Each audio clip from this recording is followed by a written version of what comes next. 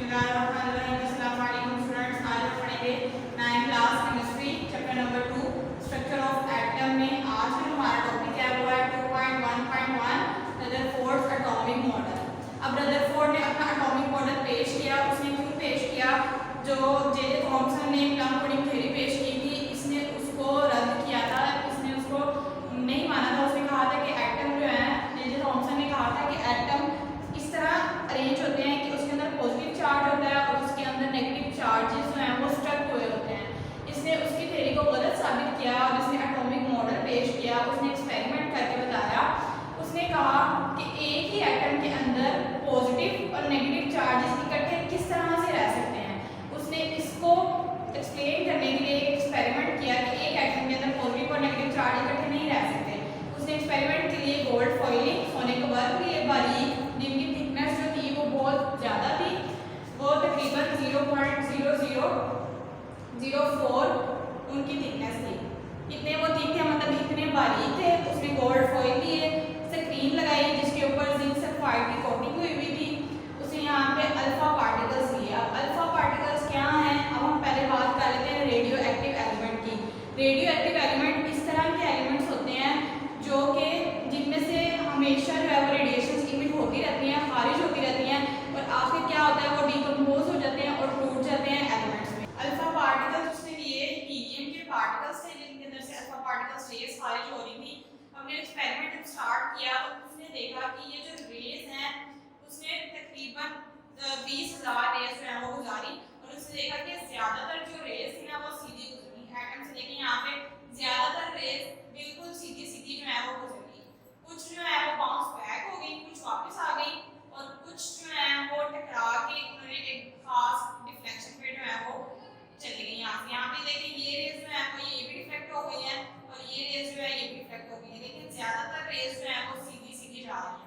अब उसने ऑब्जर्व क्या किया था? उसकी ऑब्जर्वेशन एक्सपेरिमेंट को करने के बाद उसकी ऑब्जर्वेशन थी कि ऑलमोस्ट ऑल पास्ट।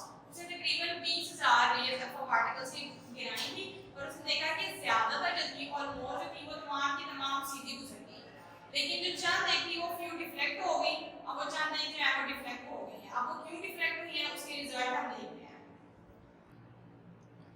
अब हमने देखते हैं कि ये जो इसने एक्सपेरिमेंट किया था रदरफोर्ड ने, उसके रिजल्ट क्या निकले थे। सबसे पहला पॉइंट है, since most of the particles pass through the foil undeflected, ज्यादातर जो पार्टिकल्स की रेज थी वो डिफ्लेक्ट किए बगैर गुजर गई सीधी गोल्ड फॉइल में से। Therefore most of the volume occupied by N atom is empty. उसने देखा कि ज्यादातर जो रेज थी वो बिल्कुल सीधी गुजर गई।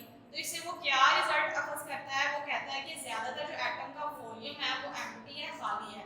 ज्यादातर एटम जो है वो खाली है, रास्ते में कोई भी चीज नहीं है, इस वजह से जो सारी की सारी रेज थी ना वो सीधी गुजर गई। सेकेंड पॉइंट है, the deflection of a few particles prove that there is a center of positive charge in an atom which is called nucleus of an atom. अब जो डिफ्लेक्शन हुई थी, जो चंद एक रेज जो है वो डिफ्लेक्ट कर गई थी, जो गुजर गई थी, वो सीधी नहीं गुजरी थी, उससे वो क्या रिजल्ट अखज़ करता है कि सेंटर में जो है वो एक न्यूक्लियस है जिसके ऊपर क्या चार्ज है? पॉजिटिव चार्ज है। उसने ये एक्सपेरिमेंट क्यों किया था? यही करने के लिए किया था कि एक एटम के अंदर पॉजिटिव और नेगेटिव चार्ज किस तरह से इकट्ठे रह सकते हैं। तो उसने देखा कि जो रेज जो थी वो डिफ्लेक्ट हो गई है, उसकी वजह क्या है? वो सेंटर में क्या है? न्यूक्लियस है, और न्यूक्लियस के ऊपर क्या चार्ज होता है? पॉजिटिव चार्ज होता है। थर्ड पॉइंट है, the complete rebounce of a few particles show that the nucleus is very dense and hard.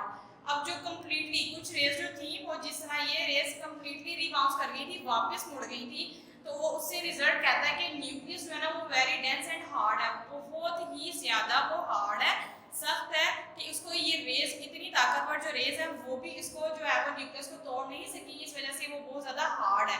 अगर ये रेज उसको तोड़ देती तो न्यूक्लियस हार्ड ना होता, लेकिन उन रेज जो न्यूक्लियस ने उन रेज को वापस बैक कर दिया, तो इसका रिजल्ट है कि वो न्यूक्लियस जो है वो very dense and hard. Fourth point है, since a few particle were deflected, कुछ पार्टिकल जो थी डिफ्लेक्ट हुई थी, it show that the size of the nucleus is very small as compared to the total volume of an atom. अब कहा कि सिर्फ चंद एक जो थी वो डिफ्लेक्ट हुई थी, ज्यादातर नहीं हुई थी। यहाँ पे देखें जितनी भी आई, एक डिफ्लेक्ट हुई है, सेकंड डिफ्लेक्ट हुई है, सिर्फ कुछ जो है वो डिफ्लेक्ट हुई थी। इसकी वजह क्या है कि न्यूक्लियस न्यूक्लियस का साइज जो है ना वो बहुत ज़्यादा छोटा है, ज़्यादा रेज सीधी गुजर गई थी, चंद एक डिफ्लेक्ट होने की वजह से एटम का साइज जो है, एटम के न्यूक्लियस का साइज बहुत ज़्यादा स्मॉल है। फिफ्थ पॉइंट है the electrons revolve around the nucleus. उसने कहा कि इलेक्ट्रॉन अब कहाँ पे पाए जाते हैं, सेंटर में तो न्यूक्लियस है, न्यूक्लियस के ऊपर पॉजिटिव चार्ज होता है और इलेक्ट्रॉन के ऊपर नेगेटिव चार्ज। नेगेटिव चार्ज कहाँ होता है, उसने कहा कि ये जो न्यूक्लियस के इर्द गिर्द जो है ना वो नेगेटिव चार्जेस रिवॉल्व कर रहे होते हैं, गर्दिश कर रहे होते हैं। सिक्स वाला पॉइंट है an atom as a whole is neutral, therefore the number of electron is an atom is equal to the number of protons.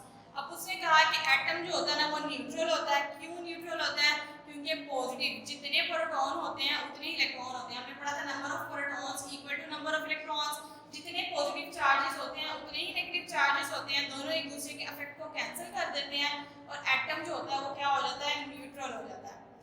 Last point है except electrons all other fundamental particles that lie within the nucleus are known as nucleons.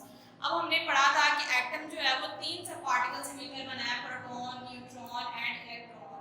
अब proton और जो neutron है वो atom के centre में जो nucleus है उसके अंदर पाए जाते हैं और जो इलेक्ट्रॉन्स हैं वो बाहर रिवॉल्व करते हैं, गर्दिश करते हैं। तो उसने कहा कि इलेक्ट्रॉन के अलावा बाकी जो पार्टिकल्स है, इलेक्ट्रॉन के अलावा बाकी दो ही पार्टिकल बचते हैं, एक प्रोटॉन और एक न्यूट्रॉन, और वो न्यूक्लियस के अंदर लाया करते हैं। न्यूक्लियस के अंदर है तो उससे वर्ड निकला न्यूक्लियॉन से, न्यूक्लियस से वर्ड बनाया गया न्यूक्लियॉन्स। तो जो अगर हम न्यूक्लियॉन्स की बात करें, न्यूक्लियॉन्स पार्टिकल्स की बात करें, तो ये वो वाले पार्टिकल जो कि एटम के न्यूक्लियस के अंदर पाए जाते हैं और एटम के न्यूक्लियस के अंदर दो ही पार्टिकल्स पाए जाते हैं, एक प्रोटॉन और एक न्यूट्रॉन। तो उसने कहा कि इन दोनों पार्टिकल्स को हम कलेक्टिवली न्यूक्लियॉन्स कहते हैं। जी, जैसे कि आपको नजर आ रहा होगा कि जे थॉमसन ने कहा था, प्लम पुडिंग मॉडल उसने पेश किया था। उसने कहा था कि एटम के अंदर पॉजिटिव चार्जेस होते हैं और नेगेटिव चार्जेस स्टक हुए होते हैं, लेकिन रदरफोर्ड ने कहा था कि सेंटर में पॉजिटिव चार्ज होता है और उसके इर्द गिर्द जो है वो नेगेटिव चार्जेस रिवॉल्व कर रहे होते हैं। उसने एक्सपेरिमेंट किया है एक, जिसके अंदर उसने एक गोल्ड फॉइल को लिया और उसने एक बॉक्स के अंदर हीलियम न्यूक्लियाई रखा। बॉक्स के अंदर उसने हीलियम को रखा। अब हीलियम अल्फा पार्टिकल्स, हीलियम के न्यूक्लियाई जिनको हम अल्फा पार्टिकल्स बोलते हैं, अब जब इनके अंदर से रेज इमिट हुई तो वो बॉक्स के अंदर ही जा रही थी। बॉक्स के अंदर उसने छोटा सा एक होल रखा, सुराख रखा।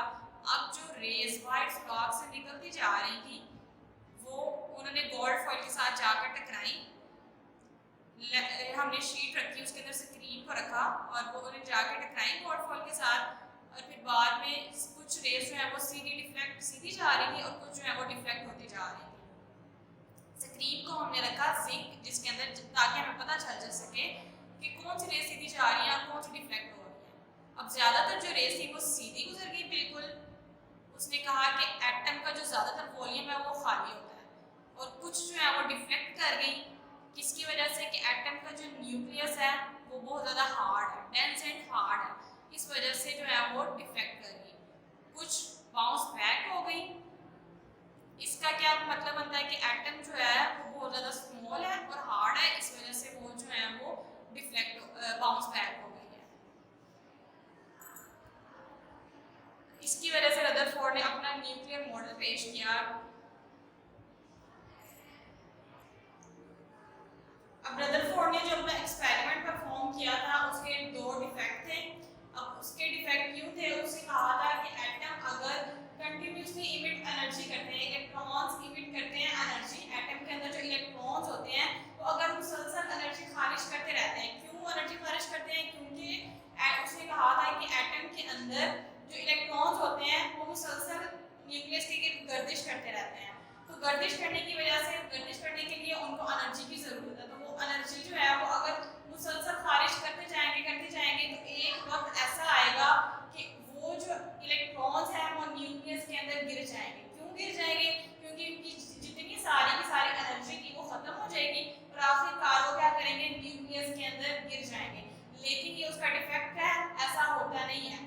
उसने कहा था कि एटम जो है वो न्यूक्लियस के गिर्द गर्दिश नहीं करते, न्यूक्लियस के गिर्द मखसूस ऑर्बिट्स बने होते हैं उसके अंदर गर्दिश करते हैं और इनकी एनर्जी कभी भी ख़त्म नहीं होती। लेकिन उसने रदरफोर्ड ने कहा था कि ये जो है वो सिर्फ न्यूक्लियस के गिर्द गर्दिश करते हैं। उसने किसी ऑर्बिट का नाम यूज नहीं किया था, तो ये इसका डिफेक्ट था। और उसने कहा था कि अगर मुसलसल गर्दिश करते हैं तो उस एक वक्त ऐसा आएगा कि उसकी एनर्जी खत्म हो जाएगी और वो न्यूक्लियस के अंदर फॉल कर जाएंगे, गिर जाएंगे, लेकिन ऐसा हकीकतन नहीं होता।